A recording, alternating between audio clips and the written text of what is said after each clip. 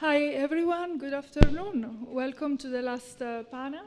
So for those of you that don't know me, I'm Chiara Mini. I'm another academic from CIS and UCL. And welcome to my last panel from the title, The Art of Gathering.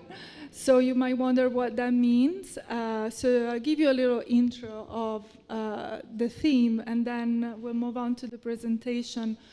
We got 6 presentations in a hybrid format. We got 5 sort of in between here and online, and 1 here. So the idea came from the fact that I've been using creative methods in my other life outside university, but also as a research tool. And so that got me thinking what happened when we use creative tool as a research methods, and how that sort of blurs the boundary between what is formal and informal art making, what is art making, and that links to a sort of long tradition in arts and music of doing creative things with the community. And so we can think to experimental music, experimental theater, and what that means when we bring peoples together or communities together in an art-making process outside of formal structure. And that has inspired me very much in sort of my research practice, but also other things that I do outside of academia. So today we got Clandestine Public Collective research group, which is partly here, part online. Then we'll have Maria Morales talking about visuals. And then various colleagues that have worked with me on different projects. We'll have some archaeologists, which will make a change. So we'll have Sara and John telling us how they use community groups in their own archaeological work. And then we'll have Katie and Lizzie. And Simon, actually Simon will be after Katie. Simon will show us or play sounds and telling us about his practice of working collaboratively with community. And last but not last, we'll have Dimitra, who's here and telling us about an interesting case study from Kosovo and her experience of working with collectives. So I'll keep an eye on time, and then we resume at the end. But the first is Clandestine Collective here. I'm not sure how you want to organize it.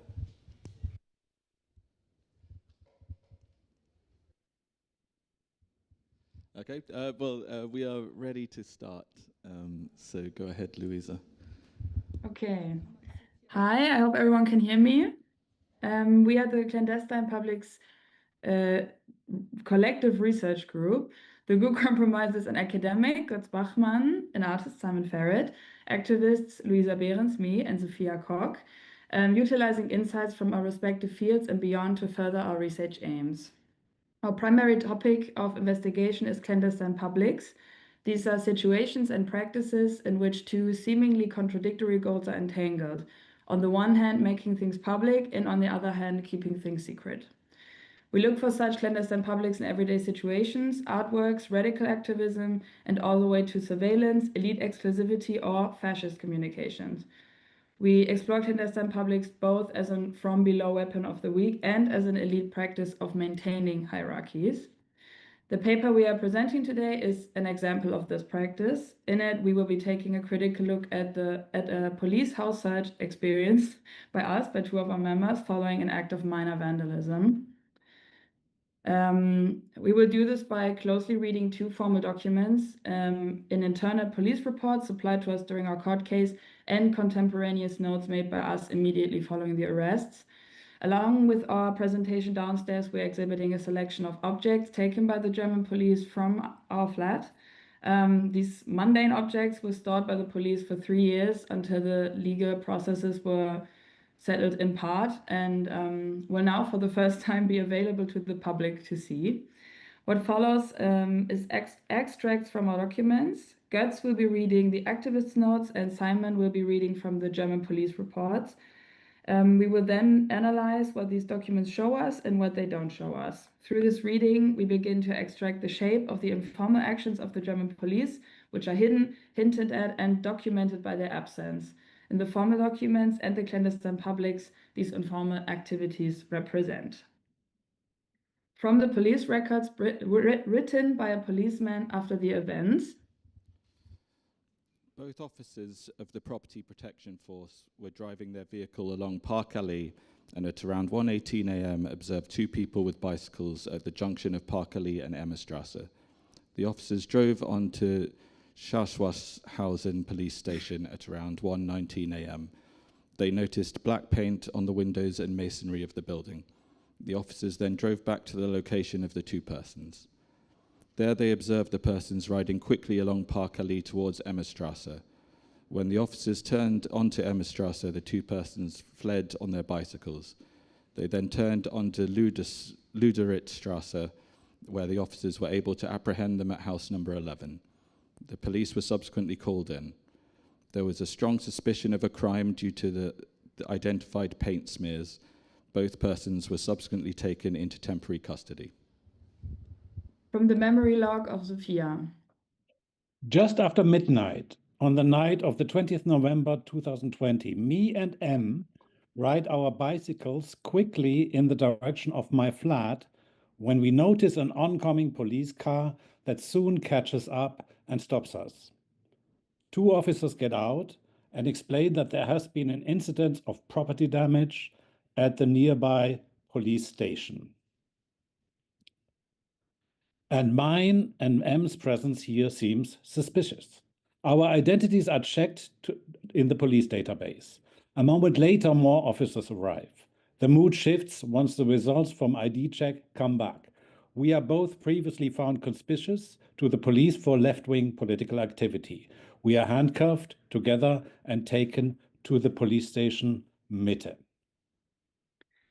In the aftermath of the arrest, Sophia and M were taken for the night in a jail, during which the police got permits for searching both of their flats. From the police records. The residents did not respond to the doorbell. The door was then opened without force by Officer Redacted, night duty. An entry was announced loudly with the words, "This is the police." Upon entering the apartment and inspecting the premises for persons present and possible sources of danger, the following persons were found. Z.B., Louisa Behrens. Both persons were apparently in their respective bedrooms, identified by name tags on the doors. See sketch of apartment floor plan. While the arrests were taking place, Louisa is sleeping in their flat. From the memory log of Louisa.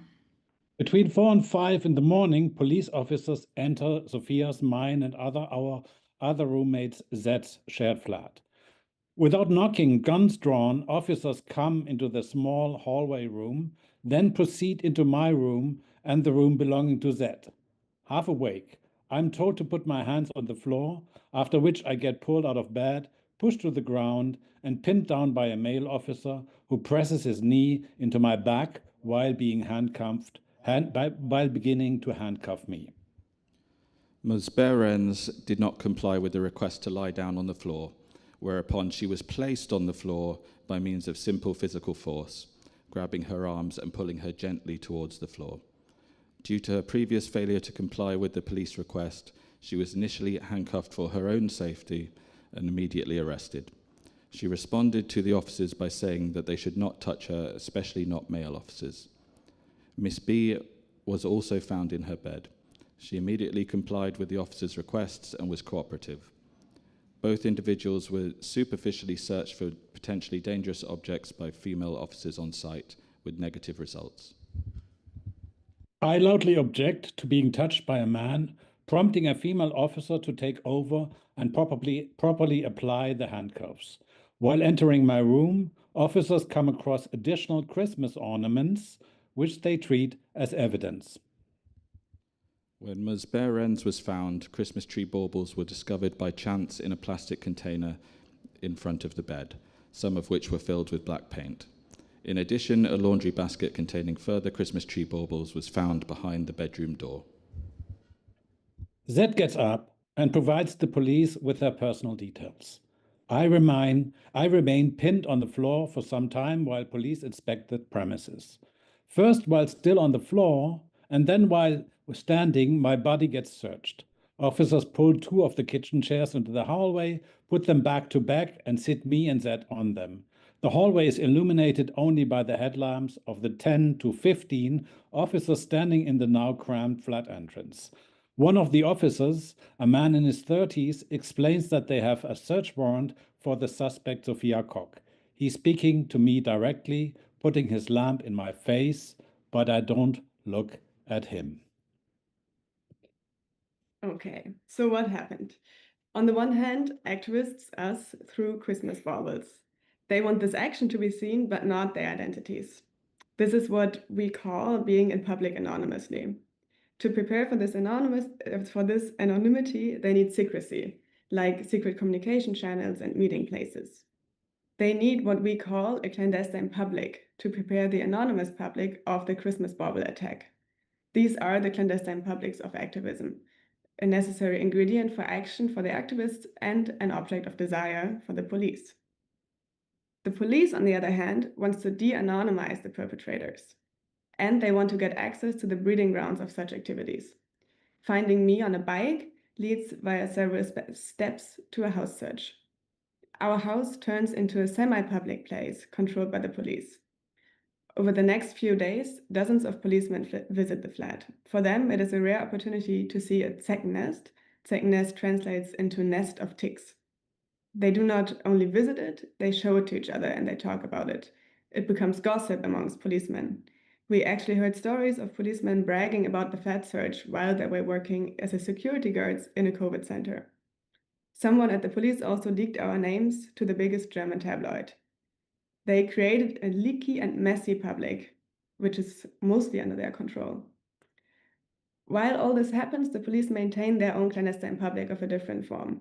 Seen from the outside, their work is marked by a high degree of formality and documentation, yet precisely this hides their inner informal workings. But these inner informal workings cannot be fully hidden. By pursuing access into the activist clandestine public, our flat, the police pays a price. We can now partially see into the police's inner workings ourselves, the police's own clandestine publics. While the activist is thrown on the floor, she watches the police work over many hours. She sees at least more of the clandestine public of the police than before. And we have continued to look. A house search is a break into privacy, as are strip searches, genetic tests, and so on, stuff that we do not focus on here. And if privacy is broken by the state, narration is needed as to why this break is necessary. The police are, as Graeber puts it, bureaucrats with guns. And these narratives need internal documentation. We take advantage of that by analyzing this material to learn more about the police's inner workings. Through court proceedings, we have gained access to around 200 pages of police reports on this incident. You've seen a little bit of that in our presentation. We are not actually allowed to show them to anyone, but we do show them here, and we hope it's going to be okay. So, in the end, activists need to keep things secret. Police also needs to keep things secret. And to access the activists' secrets, the police also needs to give up their own secrecy in a part. In our work, we look at police's inner workings through their documentation. Thank you. Thank you.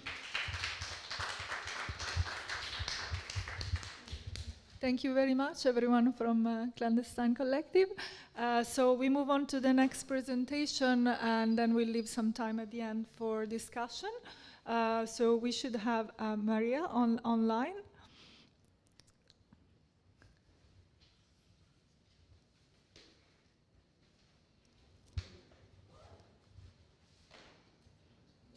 Hello.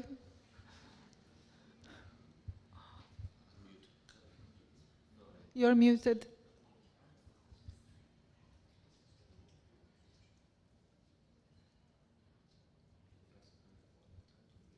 Maybe try to unmute. Yeah. Okay, now it should Sorry, be okay. yeah. Perfect. Yeah. Hello, 1 second, Maria. yeah. Welcome. Hi. Hello, sorry. Getting to the beginning. There we go. Can everyone see my page? Yes. Yep. Perfect. Wonderful. Oh, excuse me. Okay. Hello, my name is Mariah Morales. I am an art history professor from uh, Ohio, so bit of a time difference. I teach art history, focusing on Caribbean diaspora and non-Western cultures.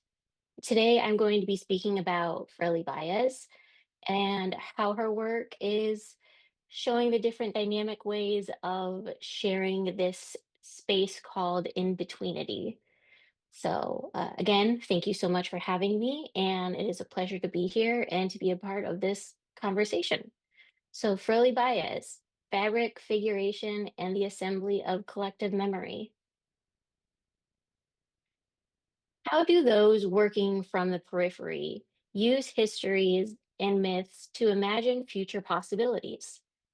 How do they activate those who can enter the space into an in-between state where multiple truths can be held at once? These questions matter because collective memory, particularly those of the diasporic context, circulate through stories, materials, gestures, and shared spaces, and often are not found in those institutional frameworks that we all know about. So Firelei Báez is a Dominican-born, New York-based artist whose practices span paintings, drawings, and large-scale installation. Her work draws from Afro-Caribbean histories, diasporic memory, and mythology, where she's trying to create speculative memory that forms speculative forms that reconsider how history is carried and made visible. She describes her works as propositions, spaces that imagine alternate paths and potential futures, rather than illustrating one single history or trying to resolve it into one narrative. Báez is creating conditions where multiple histories remain unsettled, overlapping, and relational. Those who encounter her work are not passive viewers, they are invited to participate in the act of meaning making.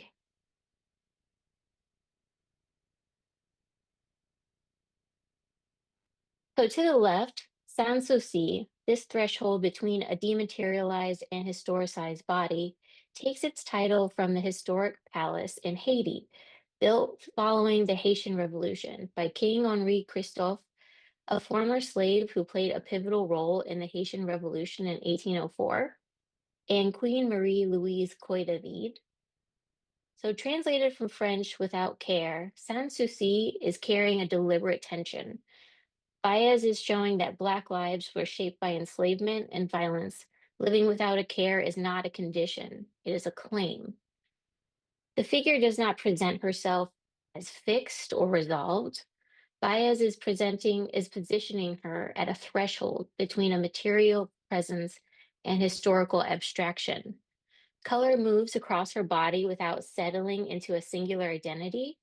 Her gaze is holding us, while the elaborate headdress recalls the adornment and regulation, referencing Tigon laws of 1788 made in New Orleans, Louisiana, which legally forced head coverings for women of African descent in the 18th century. Here, fabric is becoming more than ornament. It becomes a site of agency, where care, dignity, and political life are asserted under constraint. Bloodlines, uh, excuse me, bloodlines, past forces of oppression become frail and fallible, appears on the right side of the screen, shifting the register from figuration to material memory. Indigo is saturating the surface both as a decoration and a material already dense with historical weight. Once a West African technology, indigo later became inseparable from colonial extraction and the human cost of slavery. Across the fabric, we see chains, panthers, and other forms that circulate without hierarchy. These symbols do not resolve into a single narrative. Instead, they shift deliberately from domination that have become fragmented, vulnerable, and open to reconfiguration. Unlike Sanssouci, Bloodlines is proposing an alternate mode of resistance. While the figure asserts presence through gaze and adornment, here the fabric carries expresses memory through repetition, accumulation, and circulation. What these two works make clear is that memory in Báez's practice is never fixed to a single body or surface. It moves between figure and fabric. The movement prepares us for the next shift in her work, where memory becomes spatial, something you can enter, move through, and help activate.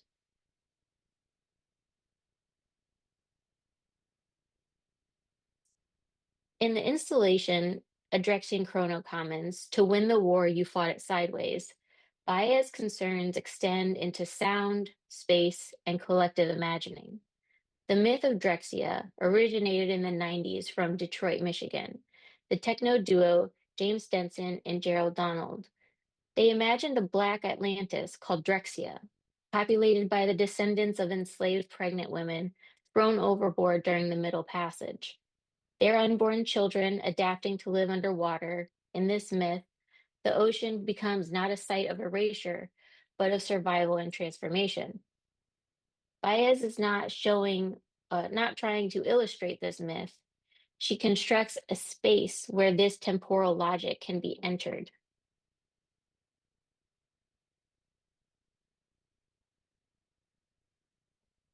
The installation is cocooned in hand-perforated blue tarp, a material associated with temporary shelter, disaster, and refuge. As we move inside the installation, we occupy a suspended position between sky and deep waters. Above us, the tarp perforations allow light to break through the light constellations around us. Deep indigo tones invoke oceanic depth. The space holds us between ascent and submersion.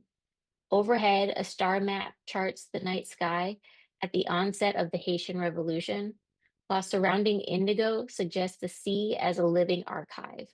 There is no single vantage point in the installation. You move within it.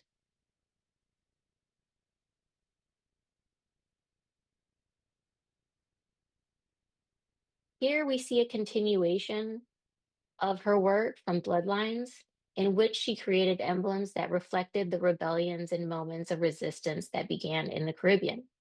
The Panthers represent the Black Panther movement from the United States in the 1960s. The raised fist symbol, while sharing origin with the Black Panther movement, it also refers to the azbache. It is a talisman usually found in Brazil or in the Caribbean to ward off jealousy, evil spirits, and protect babies when they're young. And of course, we see the chains as well.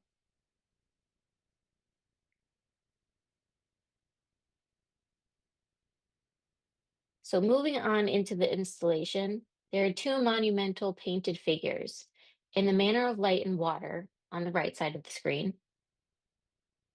And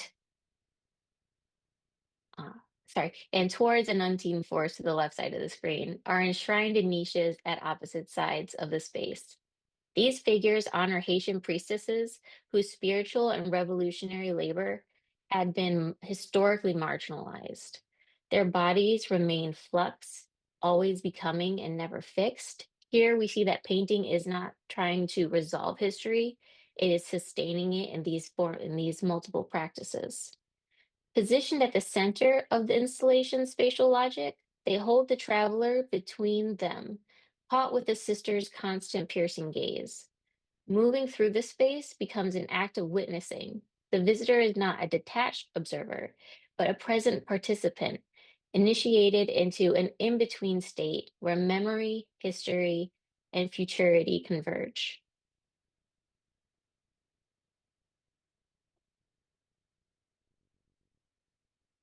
Across her works, Sans Souci, Bloodlines, and Addressing Chrono Commons, Báez does not offer history as something to be mastered or resolved. She's offering it as something to be entered and to explore and to try to work within. Báez's works insist that survival, care, and futurity can emerge from within fracture itself. Sans souci, without care, is not a denial of violence. It is a refusal to let devastation be the final word. Thank you.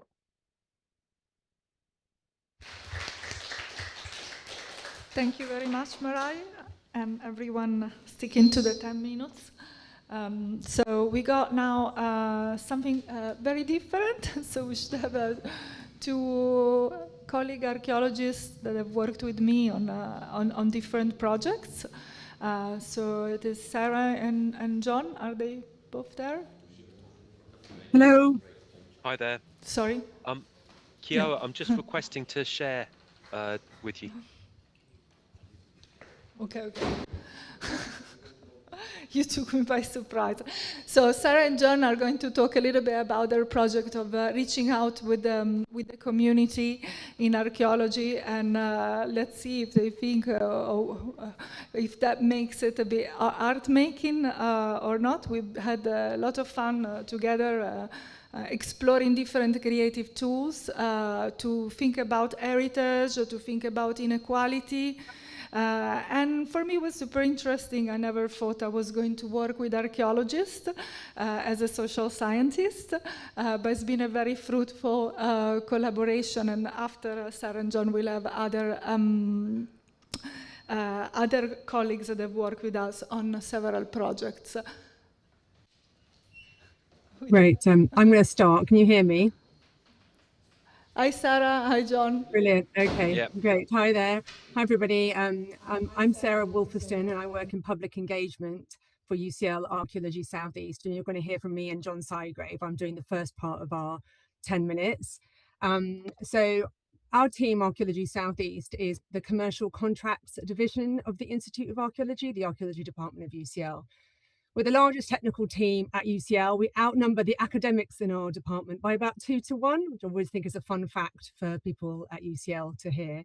So we're going to talk today about some workshops that we delivered with Chiara, and some of which involved Katie and Simon later. But before we do that, I thought I would just give you a bit of an idea of what we do as archaeologists. And I'm going to also introduce a parallel project which I've been working on, which is pictured in this slide. It's it was a storytelling and object-based learning workshop about a site in Whitechapel.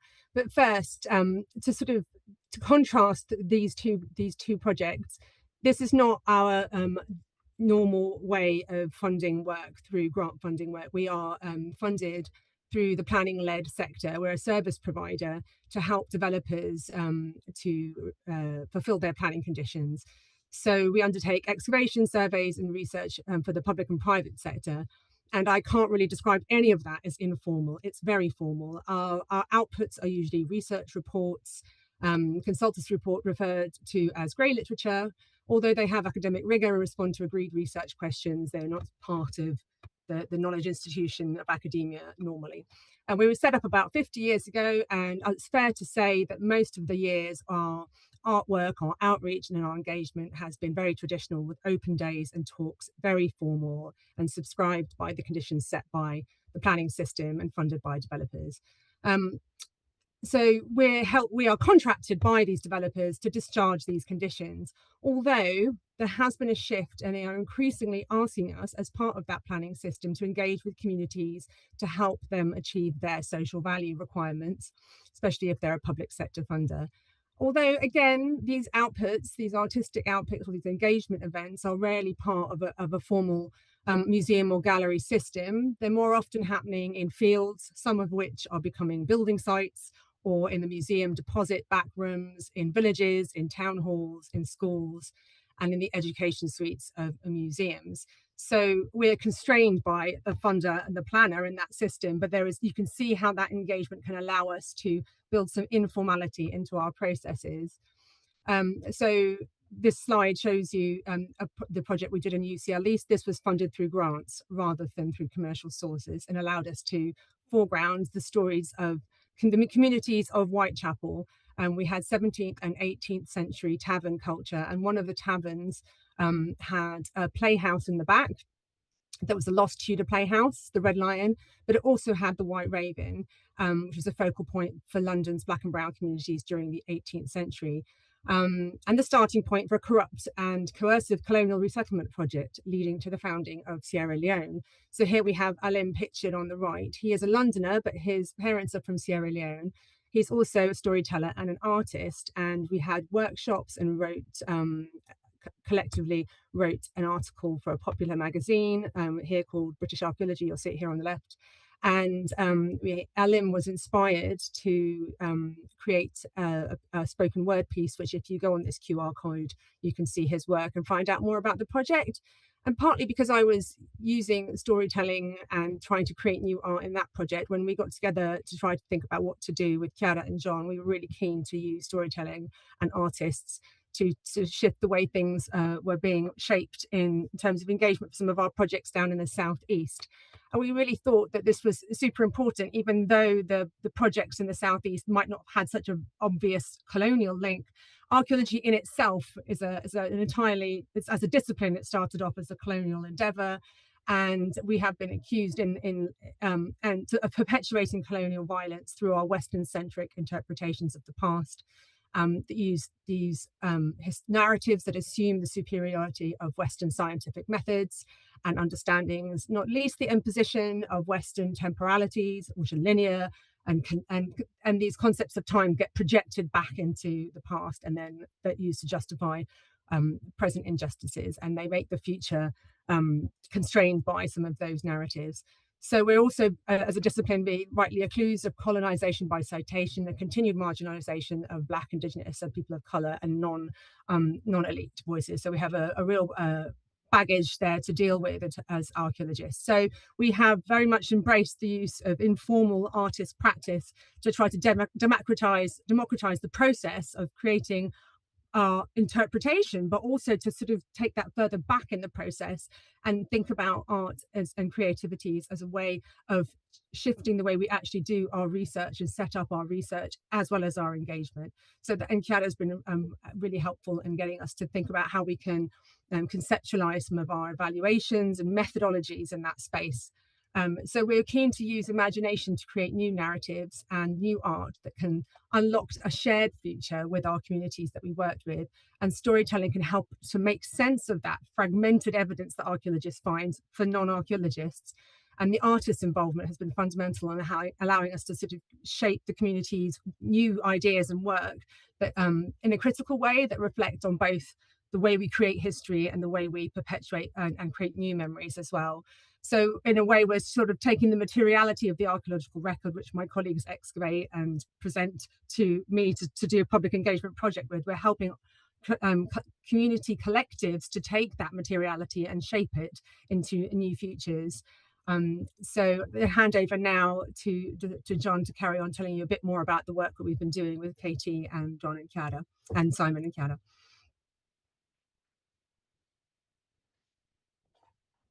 Thanks, Sarah.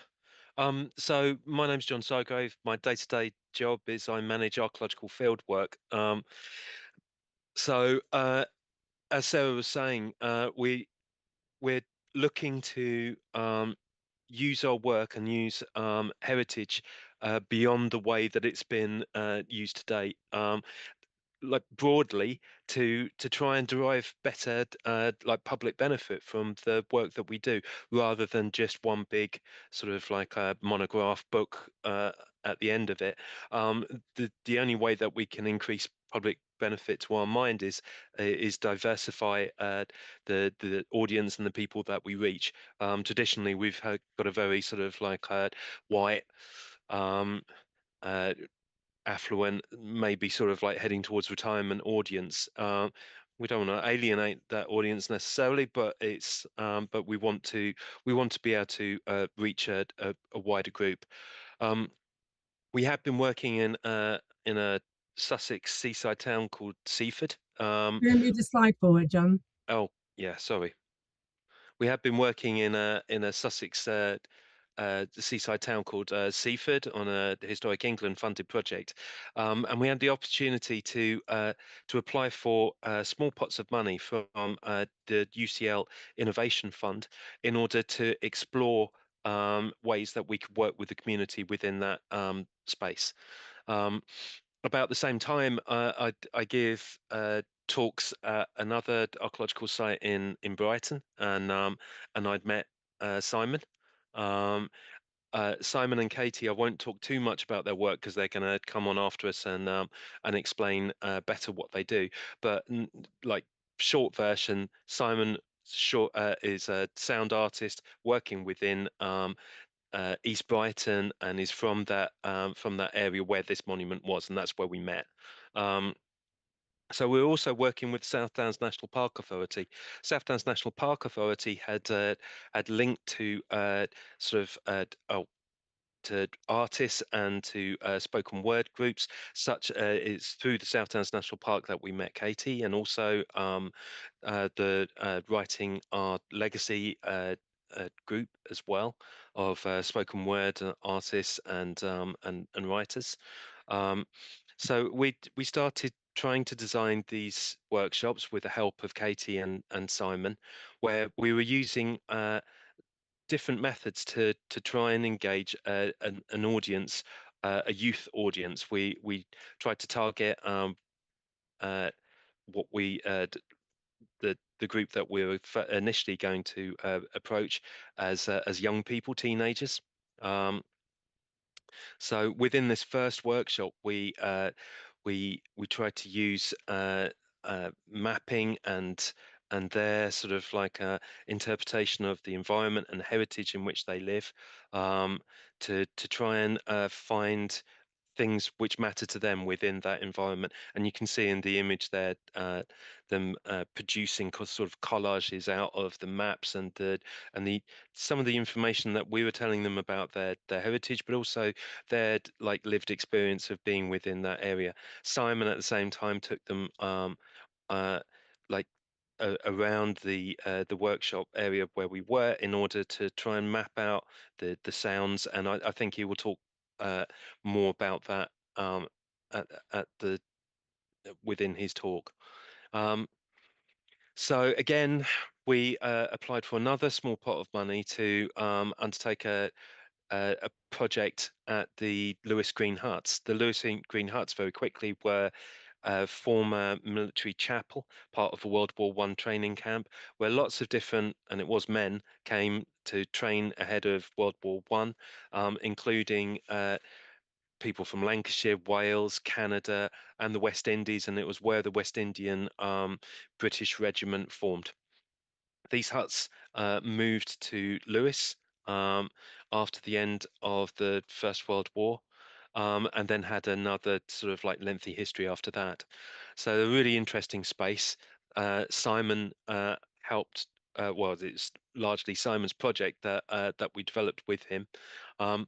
So we tried to use artistic and creative methods through those workshops, not only to create a leveler, but also as a means by which the young people could engage with the heritage, and also sort of like interpret it and understand it, and make it feel more real for them. So the lady John, in the sorry, first you pitch. got 30 seconds, 1 minute max. I'm really sorry. Okay. If you search Sonic Migration or Green Huts and UCL, then you'll find a lot more about this project, and please have a look at it. It was really exciting work that was being done with young people, and created a much more level playing field by which we could both talk and experience the site. I better stop there. So sorry, it's kind of petered out. Thank you But very anyway. much, John and Sarah. Thank you.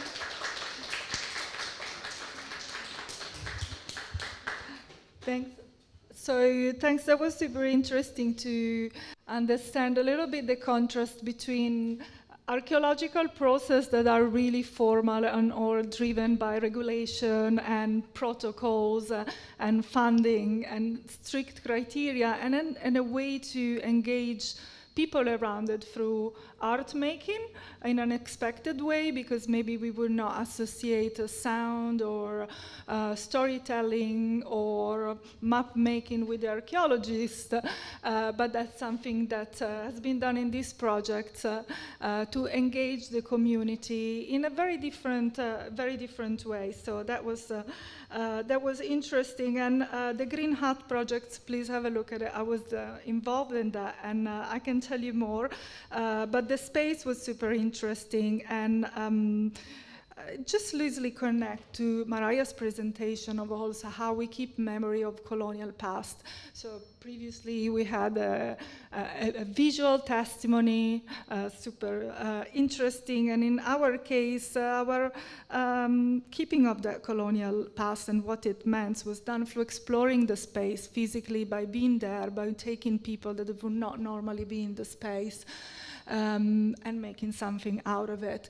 But now we have Katie and Lizzie, and I'll let you start your presentation. Thank you.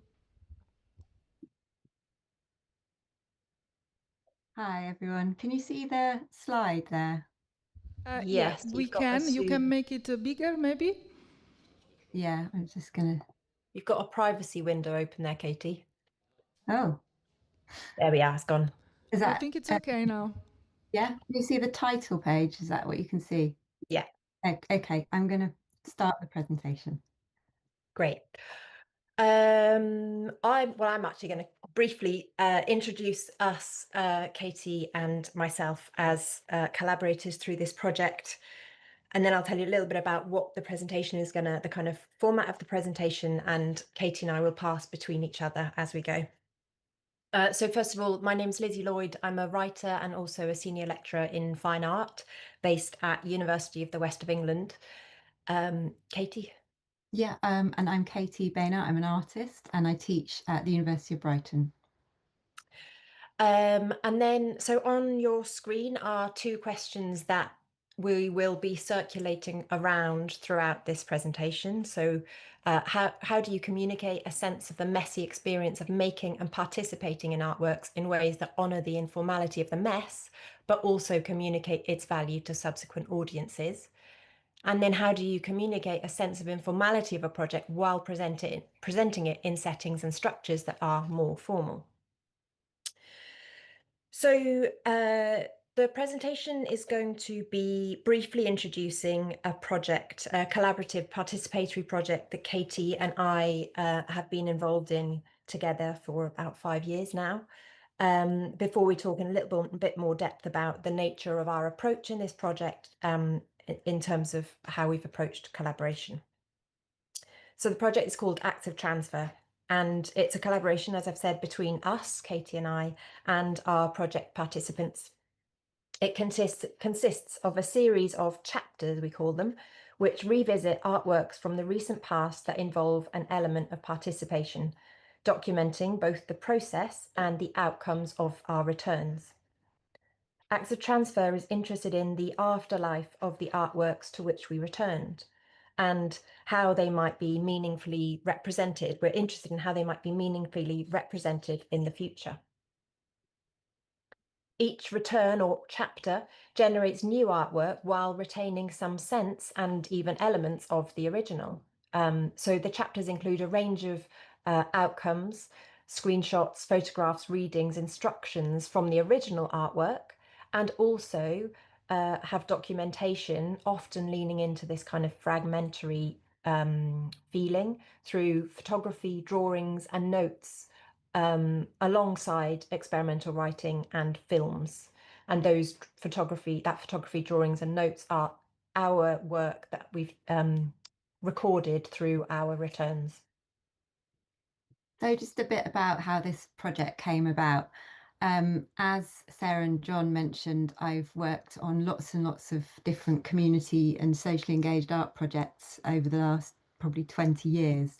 And I had a kind of ongoing question about how this work is documented and shared in a way that might open up other ways of understanding it. I met Lizzie in 2019 when we both just finished a PhD. And we started talking about these questions. Lizzie was also interested in different ways of approaching writing about and through art. And I think that beginning point led us to think about a kind of work that relies on a spirit of informality to build trust and understanding and openness, a kind of way of working that's adaptable and flexible, which might also be partly our own kind of approach to life in general. But this kind of spirit of informality comes into the project in different ways. To start with, the project and the ideas was initiated by us outside of an institutional setting. And the way that we began to approach people to take part in it was through our personal networks, people we knew who were working in socially engaged and participatory ways, and others that knew about what we were talking to about what we were interested in. So first of all, we found artists who were interested in the idea of revisiting a work, and then they also identified someone who they'd worked with on this past project. And so collaboration was key to the process of this kind of return and going back to these previous works. And we often call this return also a kind of reimagining. So we'll come back to that term as we go through as well.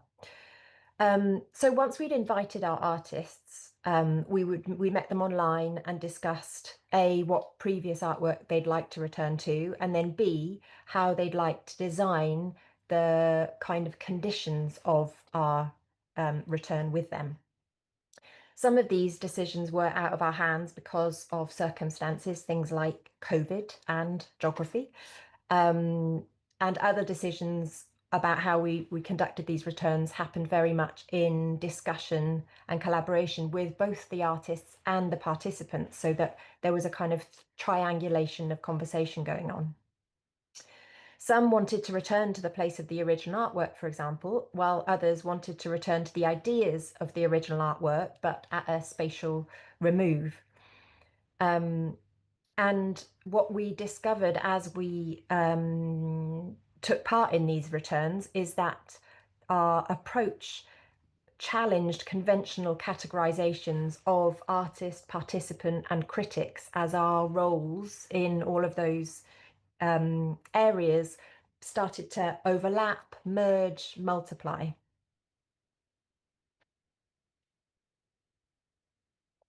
I suppose our kind of approach was in part born out of something that we'd read by a writer called an academic, called Diana Taylor, who's a performance studies academic.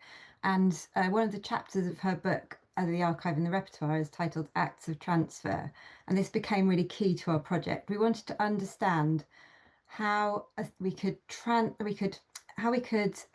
the sense of emotional or affective transfer, which was often enacted and reenacted between participants and artists in projects, and kind of create a way to represent this that we felt was often missing from representations of participatory projects. So it was quite key to us that we were trying to get away from having an institutional kind of commission of what we were doing, because we really wanted to get away from the and this is often the case, that because participatory work is commissioned, that it is promoting a particular agenda. It can be instrumentalized, it can be performative in other ways. So we really wanted to be able to hold an openness to what came out of these returns. So we held in our minds some ideas that Diana Taylor discusses around the difference between the archive and the repertoire. And she sort of identifies a rift between the archive as something that is kind of a Western approach to holding knowledge, which privileges kind of the text or the document, the recorded knowledge, and the repertoire, which is the performed action as holder of memory. So in this sense, she says that performance allows us to understand the repertoire of embodied practices as an important system of knowing and transmitting knowledge. So in order to develop a sense of this repertoire, with all its inherent improvisation, informality, fluidity, multiplicity, polyvocality of embodied experiences, again, rather than that sense of the fixed and the formal, we asked that our participants think about what materials and objects and photographs and whatever else they might want to bring along with them to help activate and embody our returns. These props and actions would essentially support the choreography of these reimaginings. This felt really important as we really wanted to understand their projects from their perspectives. In most cases, as it turns out, we didn't really know in advance of our returns very much other than what day and where we were going to meet our participants, which made for some really interesting moments. So in one instance, we found ourselves driving around with the artist through gravel paths of a nature reserve, with the artist lost, trying to remember the way, asking passing walkers for directions, before opening his boot and revealing a whole load of props and costumes that he'd used in his artwork. So this is Matt Stokes that we're looking at now. In another, our participants designed a full walk for us, bringing along photocopies of images from their original works, alongside performing and rereading texts that they read aloud in the original artwork, which we then enacted whilst lugging all of our unwieldy equipment behind with us. So this kind of informal freedom felt really valuable. Often it spanned a whole day, and it gave the artists and the participants the opportunity to build trust on their own terms, to retread paths, to speak more openly about their experiences and relate these to each other in different ways, giving them a kind of permission to disagree or remember differently. It didn't always work out well or smoothly. So sometimes things became skewed by the artists and the participants perhaps having a particular agenda, and sometimes we couldn't necessarily kind of get to the knowledge that we were trying to find. And this is where perhaps the idealism of co-creation and embracing informality came up against our own desires to author something as an outcome, to try and find some knowledge, our own kind of subjective qualitative judgments. And it was hard not to slip into that role of wanting to, conventionally author something as an outcome. So whilst our methods were adaptive and emergent and responsive to the specifics of each place, participants' return, we did know that we wanted to produce a series of films and writings as an outcome, and that was present. And I think sometimes it was challenging to navigate the informality of roles when it became to having to make outcomes, and whether the artists who were involved also wanted authorial control over what we made. Since completing this work, we've developed various partnerships with institutions, Town Gallery in Eastbourne, CCA, what was CCA in Brighton, which allowed us to test ideas and explore a range of outcomes. At which point we, of course, had to adapt to work within the framework of the particular institutional agendas of those organisations. But we've also presented this work in various academic contexts, which, again, rather than be restrictive, they have a certain kind of formal conventions, but rather than being restrictive, we've actually found them really generative in their own right. Which I guess we've enjoyed the sort of subversive element of this being both practice and research, and the kind of blurred boundaries that we've been exploring. And particularly, I think, in relation to the way that we've used writing to undo some of that conventional or normative expectations of what academic writing is or should be. So we've enjoyed challenging the challenge of trying to communicate this kind of work to those different audiences, to different academic audiences, and through the lens of different symposia, conferences, research groups. So whether that's around socially engaged practice, or connective practices, or artistic reimagining, or informality as we are today. But each of these moments has given us a context in which to reflect on our work. And each time we've emerged with a greater sense of understanding of what acts of transfer is, what it does, and what iterations of it might do in the future. And in presenting in these different contexts, it's also generated a kind of community of interests around the project, a gathering of sorts, And we're interested in trying out our methods in different artistic concepts as a context, as a next steps. Perhaps, for example, seeing what would happen if we worked for longer on a single project, community, or with a single artist. So as a project, Acts of Transfer is relational in that it sits in a dialogic relationship to other people's practices and experiences, embedding this informal practice, which is a practice of thinking aloud with others, into various formal settings, has allowed us to explore ways that the two modes could be in dialogue. It's allowed us to surface productive tensions in a number of ways. One such tension, for example, has been between our available budget and production resources and the participating artists' expectations for how their work was represented. Another is the challenge of how to carry the spirit of informality into other settings with more conventional expectations, such as a book that we produced. Through Acts of Transfer, we've sought to document the messy, live, embodied, and essentially informal nature of the experience of making and participating in collaborative and participatory artworks. So we're going to end with a question. How do we make work that takes seriously the value of informal methods, processes, and outcomes, that captures and communicates at once the relational and affective qualities of the work, while holding in the balance a rigorous understanding of these practices? Thank you. Thanks. Katie and Lizzie. Thanks a lot for the very interesting presentation. So you touched on a lot of very relevant, interesting points. In particular, I picked on something which links very well with the first presentation, and then maybe we can have more time at the end, which is how do you document these projects, and hence what is the archive? I guess, Simon, you can tell us more later, because we have to make choices, and so this documenting is not neutral, and also maybe you can tell us more of how you choosing your evidence later on. But now we are going to move on to something different, and it is Simon who's going to tell us and play some sounds from his project. Thanks, Cara. Can everyone hear me? Yeah, good. Yeah, we can hear you well. Great, and thanks first of all for inviting me. It's really lovely to be part of this conference. It's just a shame I couldn't be there in person. Just to locate myself geographically, I hope you can see my screen. That is kind of where I'm near. I'm on the south coast of the UK, just on the edge of Brighton and overlooking Shoreham Port.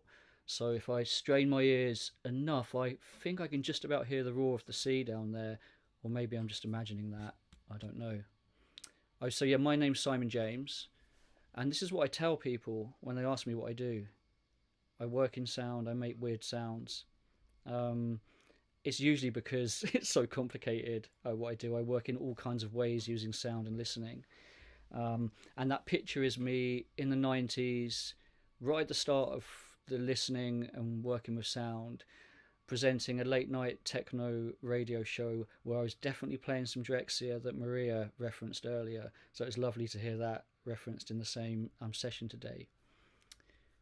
I'm beginning to get used to describing myself as an independent artist researcher, though those words don't slip easily out of my mouth. Maybe they still feel a bit formal. My listening practice has run alongside and grown out of a career in commercial sound design and radio production, where I've created fantastical sound worlds to support storytelling for major broadcasters, brands, and plenty of passion projects in between, always striving to, as I call it, find the sounds in between the sounds, the unusual, the quieter, the unexpected. Now, as I turn my attention to my listening practice, I try to create projects and spaces that invite curiosity through listening beyond sound, wondering what we might discover through the simple but potent act of listening to and with. And that really could be anything: the human, the more than human, landscape, architecture, body. Today I'm going to talk about how I've used listening to explore heritage and history in a community.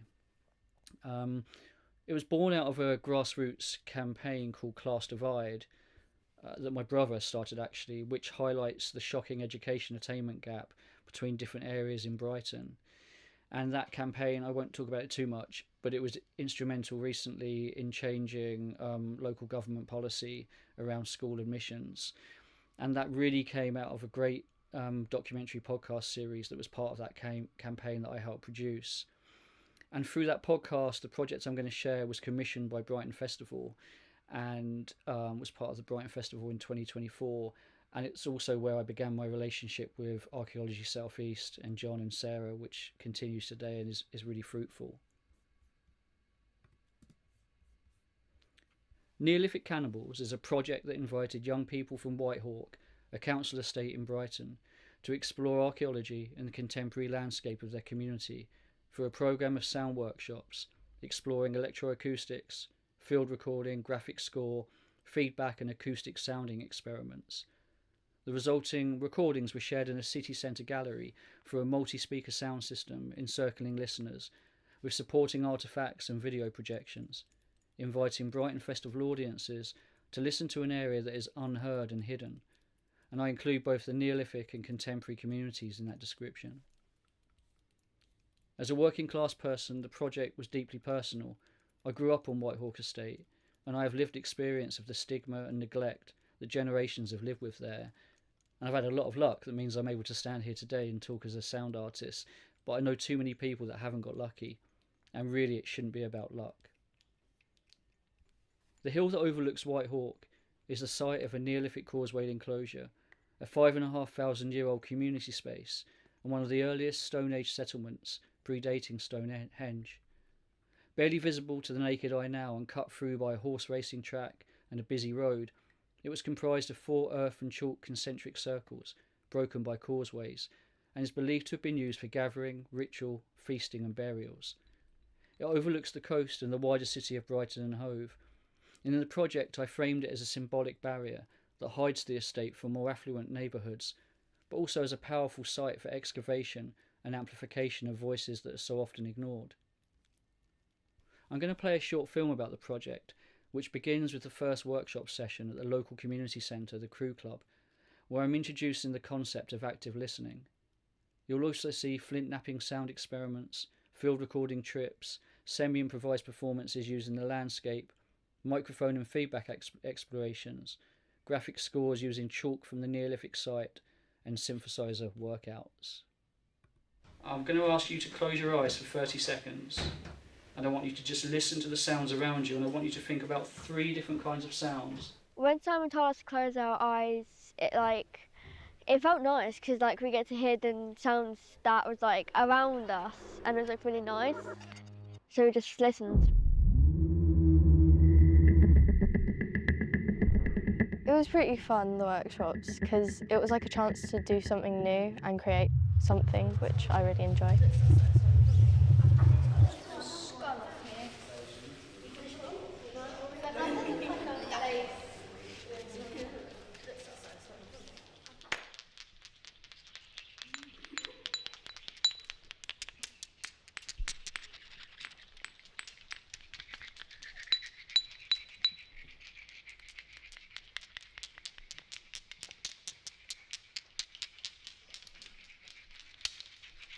We got headphones and microphones and we scavenged on the ground to look for each sound there. We should just leave it near, not in the bush, but close but near, and see if we can hit any bugs. Wait, let's go. They can't see us anymore, but they're there, so I don't think ladybugs do make noise.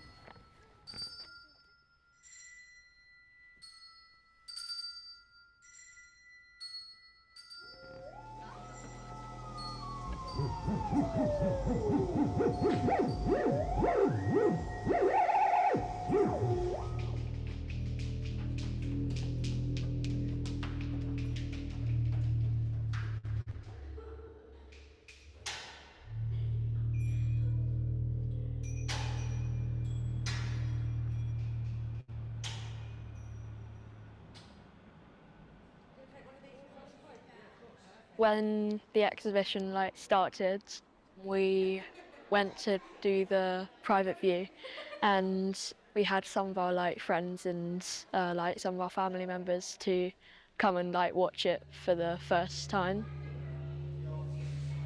It was really cool because like there was all the speakers like all around us, so wherever you were you could hear it, and it was like as if you were right there.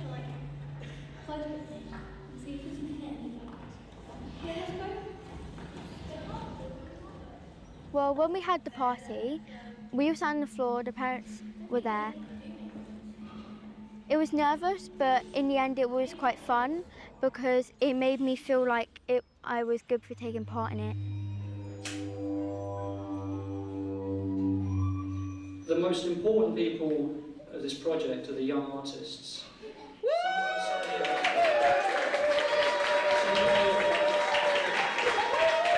I learned about listening, and if you like properly listen into it, then it sounds like really quite cool.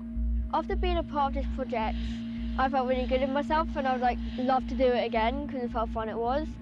It's inspired me to like think about doing music in the future and working with sound in the future.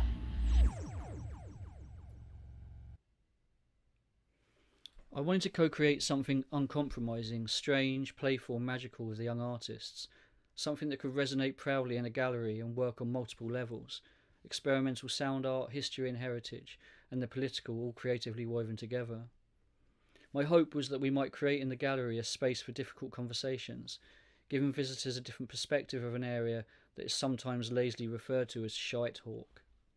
A listening activism, an invitation to be inquisitive through strange sounds and playful experimentation. The methodology that I developed through this project is something I continue to expand and deepen, and I've led projects with Archaeology Southeast, who I continue to work closely with, and further iterations of Neolithic cannibals, the next of which is on a Neolithic site in Luton on the Marsh Farm estate. I just want to end by saying that children from where I grew up really get to be artists, to enjoy this wonder and magic that some take for granted, and that has to change because we're missing out on incredible talent and vital stories and perspectives. Class and socio-economic backgrounds are being recognised more widely now, but if we're to be truly diverse and representational, more needs to be done to respond to the barriers faced by working class people. A deep listening is long overdue. Thank you.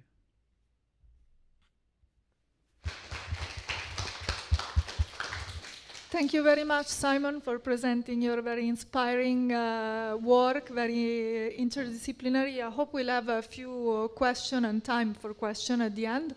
But we got one more presentation, and it's Dimitra who's here with us. So I'll leave the floor to Dimitra, and then hopefully questions.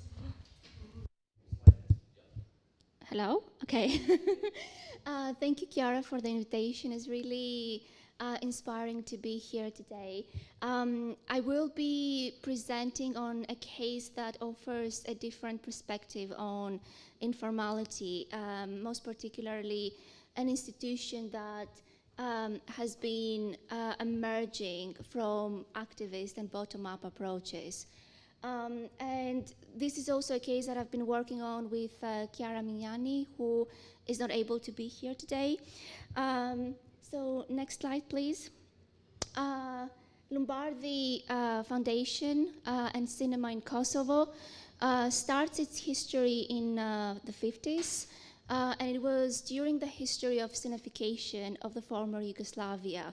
And this was, next slide, please. And this was a process where cinema was a means to bring culture to the people. But what is, I think, more important here to remember is that those sites were not just to screen films, they also came with clubs, and the clubs were sites for experimentations, sites for social gathering.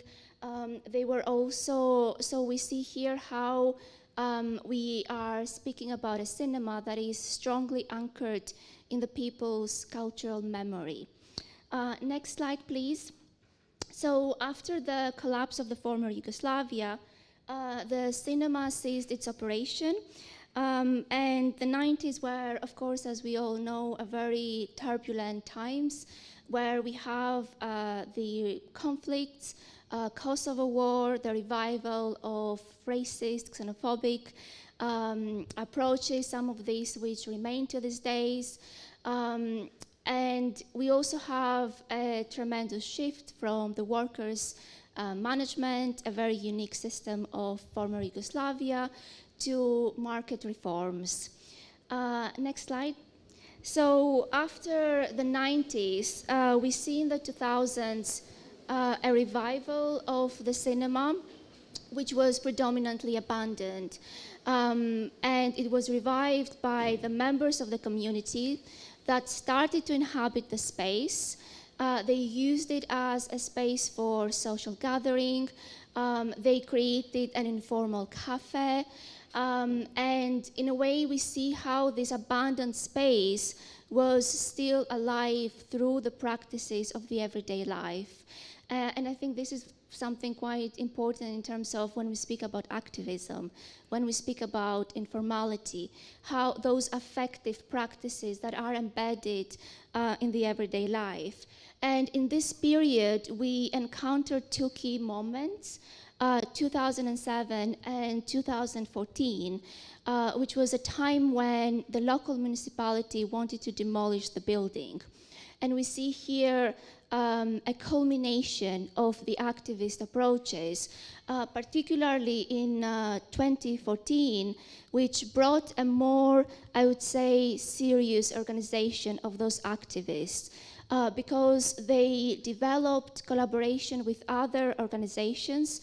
So we see in a way a strategy of working very closely with non-for-profit organizations, but also putting forward the Lumbardhi Public Again, which was a plan that invited the local authorities to also take part in the decision-making. We have the establishment of the Lumbardhi Foundation, which secures, in a way, the future of the cinema. And of course, DocuFest, that was using since 2002 the cinema unofficially as one of its screening sites. And that brought, in a way, more visibility. So next slide, please. I would argue that Lumbardhi is one of the many sites in the region that act as a site of commoning. Next slide. And very, very quickly, because I realize time is short, I can't go in much details about the commons, but recent literature sees the commons as a shift from the commons as natural resources, so access to lands, to forests, to water, to the new commons that are emerging within our urban spaces, right? So questions around who has access to spaces, who manages those spaces, how are resources distributed, and who takes decisions.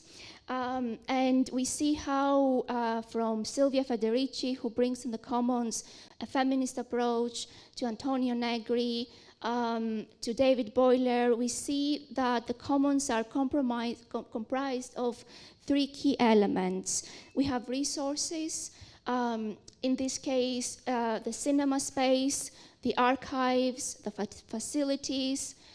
We have the commoners, who are the community that uses those spaces. And we have commoning, which commoning is a practice of commons. And these practices revolve around self-organization, horizontal decision-making, transparency as well. And in the case of Lumbardhi, that governance extends to involving municipality, to working with solidarity networks as survival strategies as well. Next slide, please. And I think very, very important is also the aspect of governance and decision-making, because I think I've done lots of research in similar commoning practices, and Lumbardhi is a very unique case where they managed to influence cultural policy, not only by receiving the statue of a cultural heritage, which meant to save the cinema from demolition, but also working in capacity building through collaborations, partnerships with other civil organizations, being involved as well in other activist movements. So for instance, Save My Lumbardhi, this time referencing the river, so working with environmental protesters that were working to protect the river. And they operate with an annual budget of 250 K euros. 25% of that comes now from the Ministry of Culture. Another 25% are revenues from the cafe. And I find it very interesting how they go after many different small pots of funding, because if they would go for larger amounts of money, then this means that they would be more perhaps dependent on the different circumstances and that the funders might have. Next slide. I think very quickly an insight into activities and programming, because it doesn't just operate as a cinema, it is more of a cultural hub. It is a music venue. They're involved in research and archiving, in cultural policy, and of course managing the space, which I think has been one of the main priorities of the recent years. Next slide. So I think Lumbardhi is an interesting case of reimagining an institution, right? Because they're currently in the process of giving the foundation to the state, right? So instead of like managing it themselves, which I think it opens questions around sustainability of such activist practices. Next slide. And then next one. I think it is a very interesting case of a bottom-up approach to instituting otherwise. So instead of seeing cultural heritage or cultural institutions being initiated by governments, by the state, we see here an institution that emerges from grassroots mobilization. It is rooted in network solidarity, and I think it also opens up conversations to influencing policy from below. Next slide. So I think there are researchers and theories like De Angelis that argue that the commons can never be institutionalized. And I do agree to an extent to these perspectives. And I think looking at current challenges and threats that Lumbardhi faces, in a way makes those dilemmas a little bit more vivid. So for instance, this contradiction between legal access, but also being able to maintain a horizontal access. Funding is still fragile, it is still dependent, and of course, idealism that leads somehow also to burnout.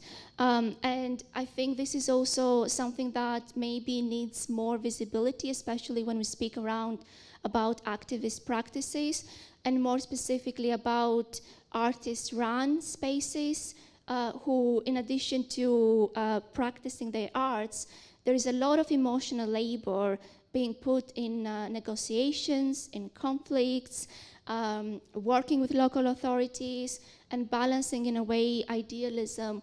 I think the element of maintaining internal transparency is also important. Next slide. So I think it's another interesting point here is also the impact, right, to think around the impact of community-run spaces, of activist spaces, which I think they're most usually approached as the DIY projects, as amateur perhaps spaces, to look and find ways to measure their impact. And we are currently at this stage in our collaboration with Lumbardhi, so more to be seen, hopefully in the future. And the final slide. So I would like to close with this perhaps argument / question around self-organization or maybe self-gathering of communities, and more specifically in this particular region, right? So Southeast Europe, that comes from very, very specific context. I would argue that self-organization is both a symptom, so a symptom of state organizations that are not working, that they're slow, that they're bureaucratic, a symptom of precarity as well, but at the same time, they can also point out to the solution, to spaces that are run horizontally, to spaces that emerge from within the communities, and communities have access to decision making, and of course spaces that turn in a way into effective political power. So spaces that are not related maybe directly to politics, but are political because they are practices of the everyday life. So next slide, which I think is the final one. Thank you. I look forward to the Q&A.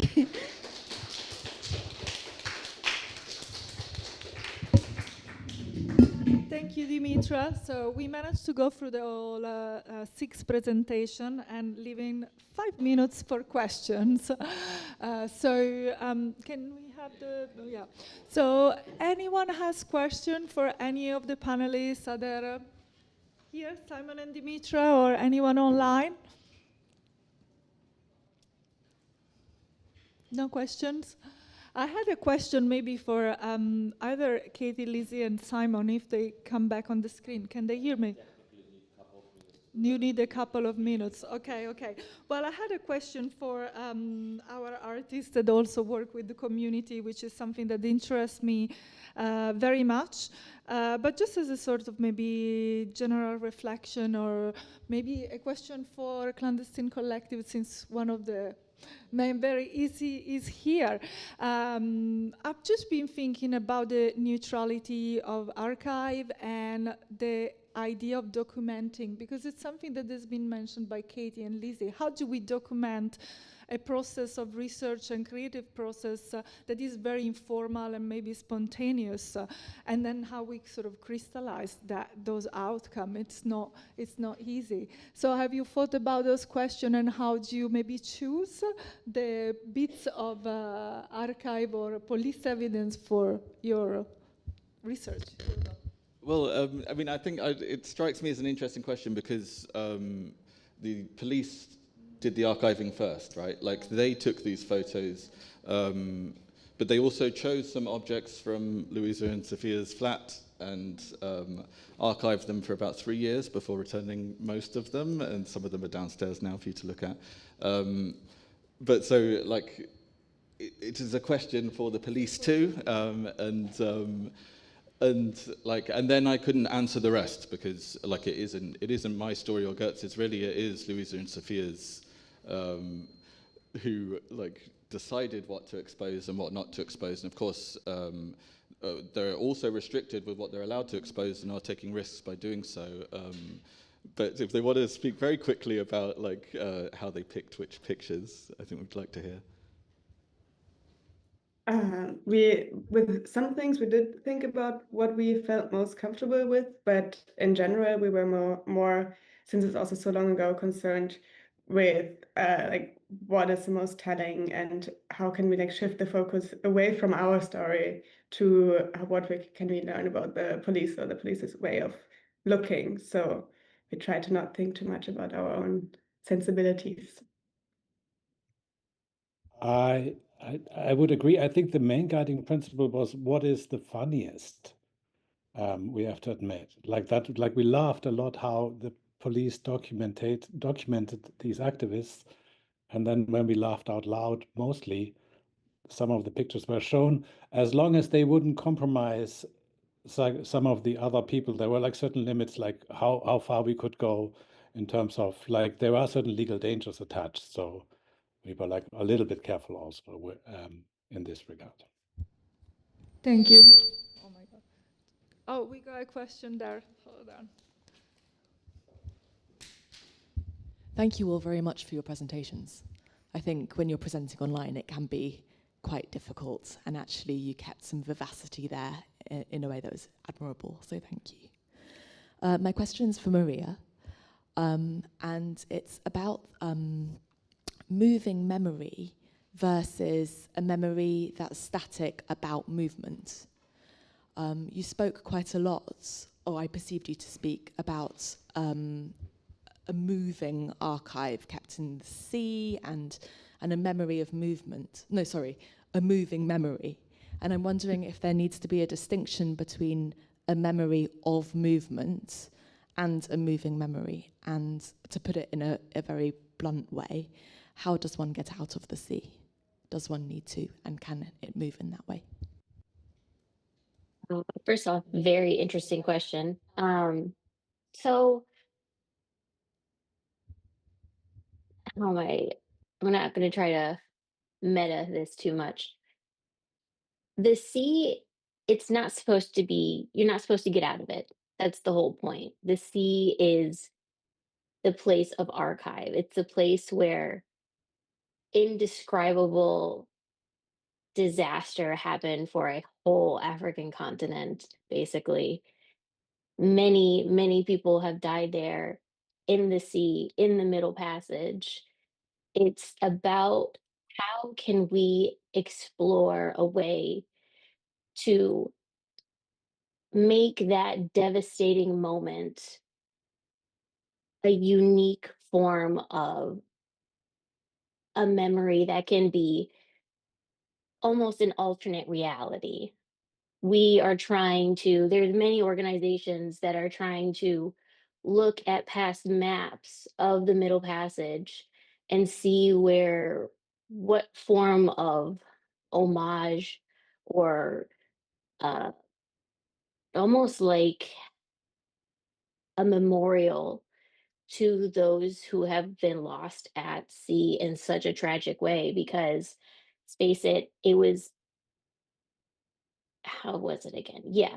So in my research, it was cheaper for them to just throw those people off board than even keeping them for insurance purposes. So we're trying to discover, how can we find people that are supposed to be lost? How do we negotiate this tragic memory and turn it into something that doesn't have to be the final say? That's what Afrofuturists are trying to do, and a lot of us Caribbean historians are trying to do. We're not trying to get out of the sea. We're trying to show you that the sea is a place where there are so many memories and so many different possibilities. So I don't think there has to be this distinction between moving memory and memory that can be, how did you put it? What was the other way that you said it? Moving memory and a memory of movement. A memory of A memory movement. of I really movement. like that. I like that. I like that. So I don't think there has to be that distinction. That's kind of like that Western mindset. There always has to be distinctions between things, but really we live in a reality that's opaque. That's opacity. We don't have full truths of everything. You have to come to terms with that. Thinking from, that's why I say periphery. So that's like a term that I'm trying to wrestle with, peripheral modernism. So it's not, oh, we're not looking at non-Western. No, we're looking at peripheral modernisms, ones that have been seen from the sides. So you have to start to be okay with the messiness, with the muck and the mire. Like, that's truth in itself. So I don't know if I answered your question, and I'm sorry if I didn't. I'm not sure it's such an answerable question, but thank you very That's the much thing. indeed for your comments. Yeah. Okay, thank you, everyone. I think we got to the end of the day, unless anyone has any question. No, we still have one final. Yeah, but to the end of this panel. So, has anyone got any pressing question for any of the online panelists? So thank you very much to all of you that join us online, and you couldn't be here, but none of you are London-based, so thanks for the effort of joining us online. I had some comments, but I'll save them for another time. So yeah, thank you very much.